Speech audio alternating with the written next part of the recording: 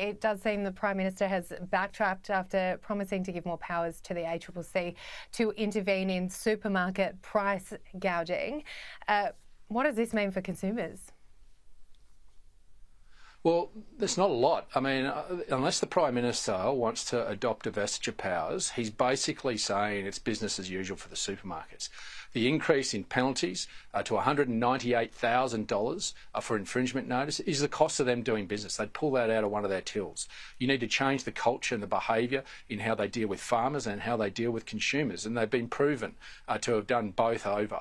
And so what we've done already is move a bill in Parliament to bring in vestige of powers, to bring in penalties, infringement notices at $2 million, scaling up to vestige powers. And we already have vestige powers in this country, despite the Prime Minister saying this is Stalinistic policy. He voted for the vestige powers in 2019 in the energy sector.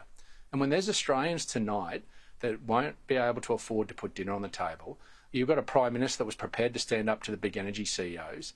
But for some reason, when Australians can't eat tonight, he's not prepared to stand up to the CEOs of Coles and Woolworths.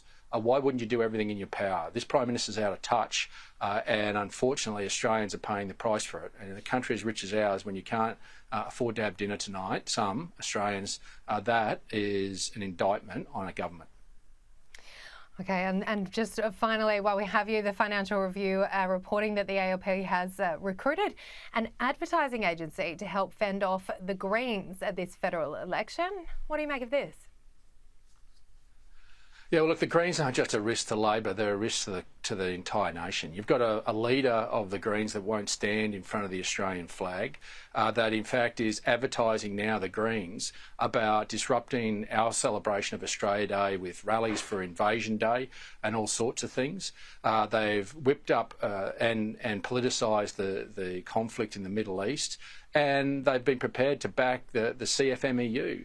These aren't your average cute, cuddly tree huggers, the Greens. These people are extremists, and the reality is I think Australians need to understand they are a threat to Australia, and the fact that the Labor Party actually is trying to advertise their way out of it, they need to change their policies will be the first step, not trying to be green light. So look, that's up to the Labor Party, but we intend to take them on as well in Brisbane and in Ryan, those two seats that they've won in Queensland, and I think there's a good chance that Queenslanders have had a taste of what the Greens are and what they stand for, and have been somewhat disappointed to have buyer's remorse now.